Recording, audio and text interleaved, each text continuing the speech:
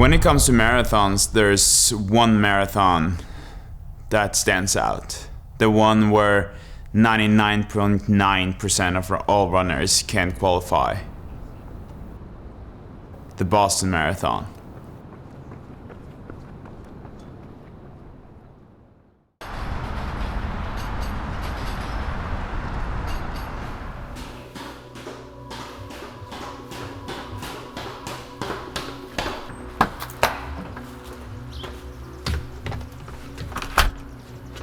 Boston Marathon is notorious.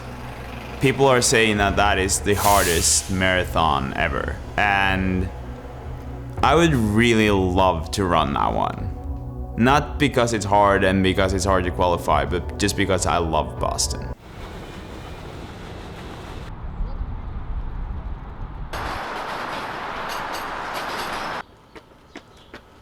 When I first was told that our goal was 2:55, I had no idea that you had to run that fast to qualify for the Boston Marathon.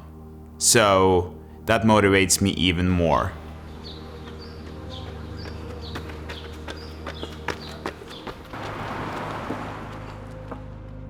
And it has just become so much more important than I thought it would.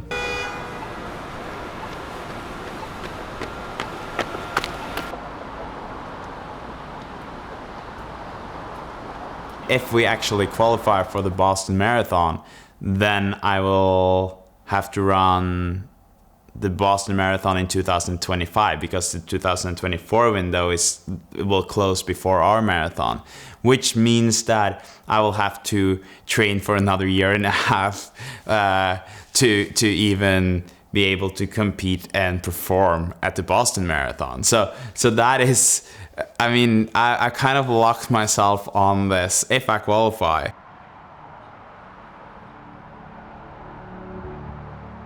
I have gotten much further when it comes to my training. When I first started out and I did a 20K, I was like, oh wow, how am I supposed to be able to finish 42 kilometers when 20 kilometers is this hard? But then just a couple of weeks later, I did about the same distance, and I felt really good coming back home, and I felt stronger at the end of it than I did in the beginning actually. So just like warmed up, which is it's nice to feel, because now it just feels more manageable to do the marathon.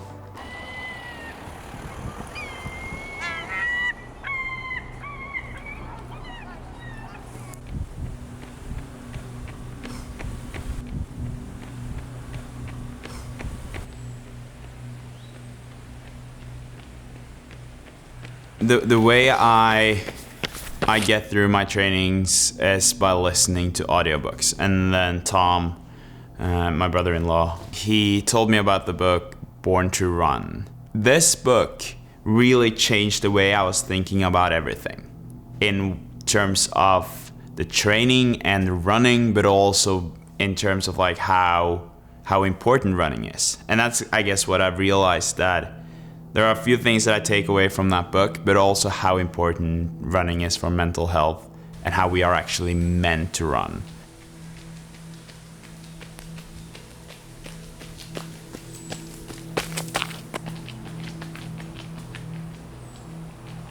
So in the book, they're talking about how we were meant to run without shoes, obviously, and that the shoe industry, like the sport shoe industry, actually has been a part of the increase of injuries rather than the decrease. So the more people buy shoes, the more expensive shoes, the better shoes they buy themselves, the more injured they get. So I was like, well, I might as well try this.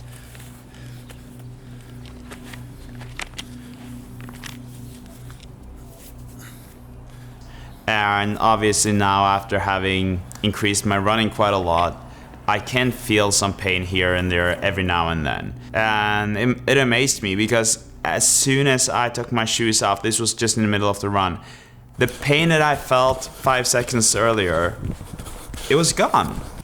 And that to me is crazy, and that is just something that I can't ignore. And so now I'm gonna do a few runs a week. The other day I did 10K barefoot, which gave me some crazy blisters under my feet. But it's still fine. Like, I was able to run the day after, and I think that for me it's a huge help, and it has drastically changed the way I look at running.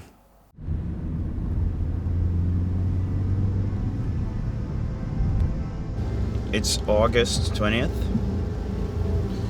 Today I'm doing my first race. It's a 10K.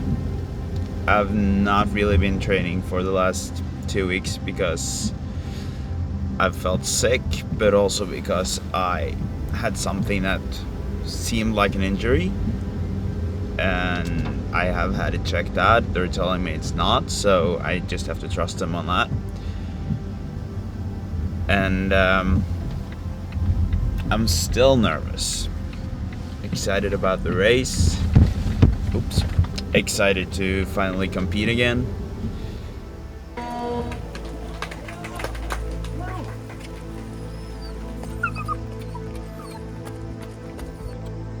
Come on, Christian.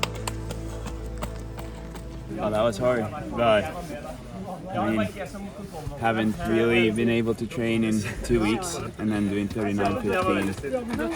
It's fine. I opened way too hard. I think I would say this was a good test. It's kind of shows that I'm on the right track with some structure in my training going forward. My goals can be within reach.